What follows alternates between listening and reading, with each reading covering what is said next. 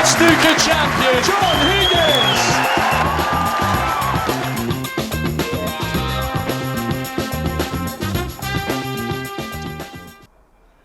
Hello, welcome to your Saturday tea time edition of Snooker Live. The drive for the quarterfinals is very much alive and well here at the Dafabet World Snooker Championship. One match to bring you up to speed with if you didn't happen to catch it live on the BBC. Judd Trump is leading Ryan Day 6-2 after the first session, so Trump has come out with better form than he produced against Tom Ford. Remember, he came through that first round match 10-8. He knew he needed to improve, and the ace in the pack from Bristol is doing so at the moment. Ryan Day, though, if you're a Welshman and you're a fan of Ryan's game, don't rule him out just yet. He's had one of the best seasons in recent years, and he has a habit of producing great performances here at the Crucible. So that match is off the table. One that's about to begin, and there's a huge amount of intrigue about it, is Michael Wasley, the giant killer who beat Ding Junhui in a dramatic decider in the first round. He's about to come out and face Dominic Dale, the two-time ranking event winner. Dominic's done a few bits for us here at Snooker Live, and we were able to catch up with him yesterday and find out what his preparations would be for the final 24 hours before the big match. Well, it's almost exactly 24 hours before this fella takes centre stage for the second round match here at the Dafabet World Snooker Championship against the debutant Michael Wasley. Well, Dominic, just give us an indication as to what you do in the final day, those last few hours, before a match of such huge importance. For instance, first of all, how early are you going to go to bed tonight? Well, thank you, Rob. I do like to watch the evening matches if they don't go on too late. I always find it's an exciting thing to do, especially if it goes close. It keeps your mind in the present as well. It stops you focusing on something that you don't want to be focusing on too soon, like my match tomorrow night. I think if you're playing someone like Ronnie, there are other extraneous factors to consider. You know, you're playing somebody who's proven himself to be, a great deal better than myself, and you've got to reassure yourself that you can beat him when I'm at my best. I'm capable of beating Ronnie and competing with him, as indeed Joe Perry is doing so far in this match to hold his 9-7 lead going into the final session. But you sort of plan, yes, what time roughly do you want to go to bed? What time do you want to get up in the morning? What sort of food do you want to eat? Because that's important as well. I mean, my breakfast will probably consist of a lot of fruit. Probably won't have any coffee or anything. I'm pretty much trying to give up the caffeine. Just eating healthily, because if you don't eat the fruit and veg every day, you might find you're getting a bit fatigued throughout playing so many different sessions here. And then it's it's afternoon time. You've got to book your practice. What time do you want to practice? You think, well, okay, I'm playing at 7 o'clock, so I think I'll practice at 3 and 5, close up to the time that I'm playing the match. I'll guarantee those times allocated to me. If I want to practice in the morning, there are not that many players left in the event, so I can practice an extra hour or two in the day if I want to, and just do what I've been doing the last few days. I've been here now pretty much a week, so I don't want to change anything. I don't want to do anything different. What is different, I'm playing somebody ranked considerably lower than myself, and that's unusual to be playing somebody like that in the second round here for a place in the quarterfinal. So I'm not going to have to worry about, I'm playing somebody ranked number 1 in the world or something. I'm playing somebody that, in the public's opinion, I'm fancied to beat. I've just got to go out there and do my job and hope that it's good enough and that my form's good enough.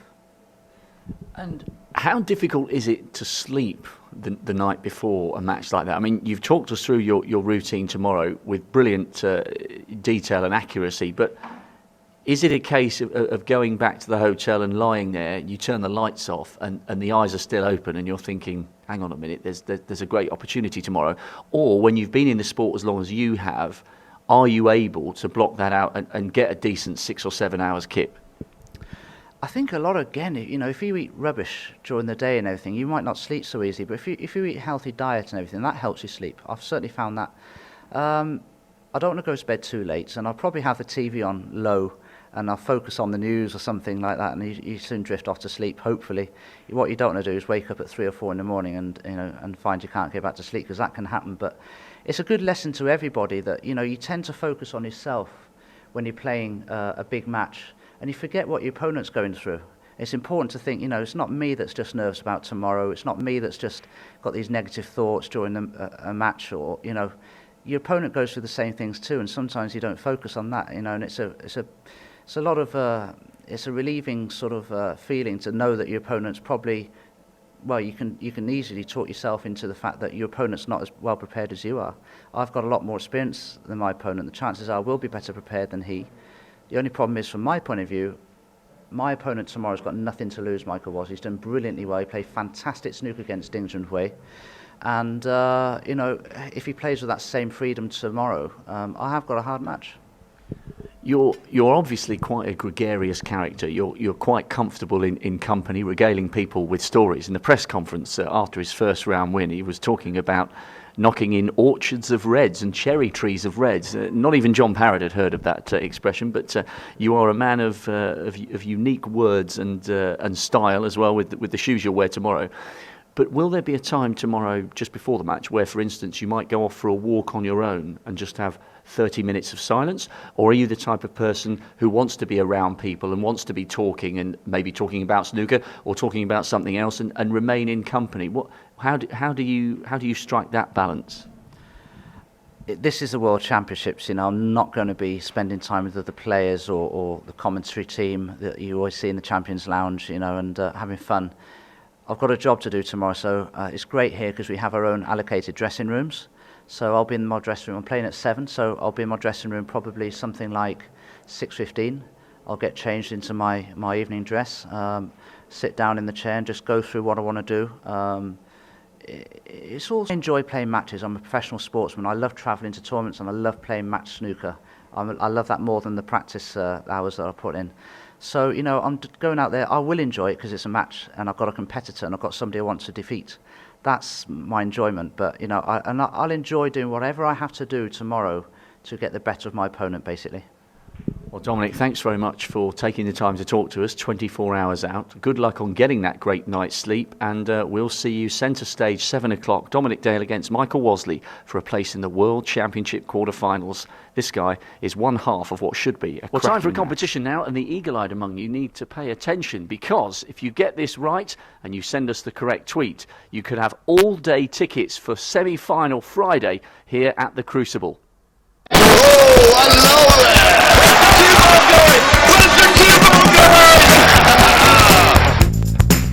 So the idea of the competition is pretty simple. If you do spot the cue ball in any of our items here on Snooker Live, it's at World Snooker 1, hashtag where's the cue ball going, and if you get it right the first time, you'll be joining us for the semi-finals on Friday, 2 tickets all day. So see if you can spot it as part of our backstage tour. Well, this is where the matches finish for the players, because their responsibilities end with their post-match press conference. It's usually a lot smaller than people think it is. Here's the press room, the great and the good of the national and international media. We've got the Chinese journalists there who were devastated, of course, when Ding went out, but they're still here. Fantastic. We've got 5 Live in the corner with George Riley, Jamie Broughton doing the World Service, broadcasting to millions because, of course, so many people now watch the sport and take an interest from across the globe, with tournaments in India, tournaments in Latvia, the whole works. Here's a face that you'll be familiar with, the editor of Snooker Scene, former BBC commentator, Clive Everton. Clive, we've just, as we're recording this now, we've just seen an enthralling end to the Ronnie O'Sullivan match against Joe Perry. What a display of composure under immense pressure. It was. I think the most impressive thing about O'Sullivan was that he was prepared to grind it out when he wasn't able to play as he likes to play. For the first 2/3 of the match, practically, he could hardly pot a long ball. And although he never lost his capacity to score well once he was in, his opponent, Joe Perry, was playing very well himself. So there was a real prospect of an upset right up until the time that Perry led 11-9, and then came, of course, O'Sullivan's cracking finish. Clive, we could talk to you all day. Just one other player I'd like to mention before we continue the tour. Neil Robertson. What an emphatic first-round victory, and what an amazing achievement it would be if he could move from 97 centuries and do the ton of tons. Well, I guess one should say that he'll never have a better chance than this season, because there are so many more tournaments than there were for the former greats of the game. But 97 in a season is still exceptional, and of course he's still in the tournament with, he hopes, several long matches to come. Great stuff. Thanks very much, Clive, for now. So you never know who you're going to bump into in the press room. So once the players have wandered through the press room and done their interview, They're free to go. There's the canteen. If you can just focus in there on the guys in black, it's the cameramen just taking a break. We won't interview them because they spend enough time out on the arena floor, but they have a well-deserved break there. Tournament office, the door's shut. I think they're counting some money. And then in here, we might be able to grab a word or two with the tournament director. Here he is, Mike Ganley. Now, this guy pretends to be a bit miserable sometimes, but he is so passionate about his snooker. He is my boss, and he's actually quite a nice bloke deep down. Mike, how have you enjoyed the tournament so far? I mean, we've just had that amazing finish, Ronnie against Joe. We've had debutants like Michael Wosley producing an amazing upset against Ding Junhui. There have been some cracking matches. Yeah, and it's nice to see you don't talk as much as usual, Rob, so I mean, it's nice that you cut the words down a little bit. The intros are going quite well when you're not doing them. But no, it's been an interesting tournament so far. I mean, I think Ronnie and Joe today was a big turnaround, really. Ronnie didn't look on top form, but got in the game, got himself back level, and then went on to win. Tonight we've got a scenario where all 4 players have come through qualifying. You've got the last session of McManus against Doherty, and as we record that, Alan's leading 10-5, and then we've got the first session of Michael Wosley's match against Dominic Dale. That's a great piece of motivation, I guess, for the younger players coming through, that you can get to the business end of these great tournaments if you come through qualifying. Yeah, I think the standard of the game now is so high that all the players now starting in round 1 for most of the tournaments, not the World Championships, obviously top 16 seeded through, but the guys are coming from round 1. Wosley's played 4 games to get here, so he's done really well. And to turn Ding over in the way he did, that was a real big achievement. And must give him a lot of confidence going into the next match, because obviously he probably didn't think he was going to get there. I mean, Dominic, as he said yesterday, I'll be looking at it, he's had a result in the fact that Michael's come through instead of Ding, but Michael's proved on the big stage he can play. Yeah, it's going to be fascinating. Thanks, Mike. He's quite busy, so we'll get out of the way whilst we've survived. This is the Champions Board. Kind of does it exactly what it says on the tin. This is where we try and grab the players when we do the live. When I do touch the player on the shoulder, it's more of a coliseum than an arena. It's a very, very special place to work. It's a special place to MC. So what it must be like to play here, well, only the very best get to find that out. Well, just a reminder, if you did spot the cue ball, send us a tweet at World Snooker 1, hashtag where's the cue ball going, and you could be joining us for semi-final Friday here at the Crucible. That wraps things up for today. Tomorrow we'll be talking to various people about the Paul Hunter Day, which is now a wonderful way of remembering the player who graced so many great stages here, and also at the Masters as well. Many, many brilliant victories for Paul. He'll be remembered fondly tomorrow. Just about wraps things up for this afternoon. We've got live action coming up very shortly on the BBC. Alan McManus is 10-5 up against Ken Doherty, and the other match which is coming out tonight is Dominic Dale, the spaceman, up against the brilliant debutant Michael Wosley. Tune in for the action live at the BBC, 7 o'clock. We'll see you about lunchtime tomorrow. This year's World Championship just seems to get better and better. Goodbye for now. Genius at work. World Snooker Champion John Higgins.